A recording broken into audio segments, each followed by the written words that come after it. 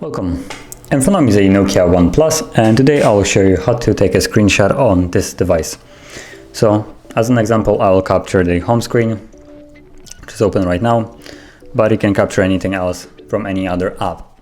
So once you have that open, what you need to do is hold power key and volume down at the same time, like so. You will see a flash and animation, and a little message pops up, and from here you can delete it, edit it, share, or you can also find it in the gallery app. So let me just locate wherever that is.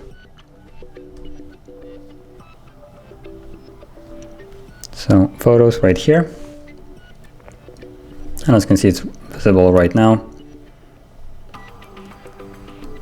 So it can be either here, or if you have any folders or using different kind of app and you have catalogs in a way, it will create a screenshot one. You can see actually right here also. So it's called screenshot. So yeah, that's basically where it can be found. And yeah, that's basically how you would take a screenshot. And if you found this video helpful, don't forget to hit like, subscribe, and thanks for watching.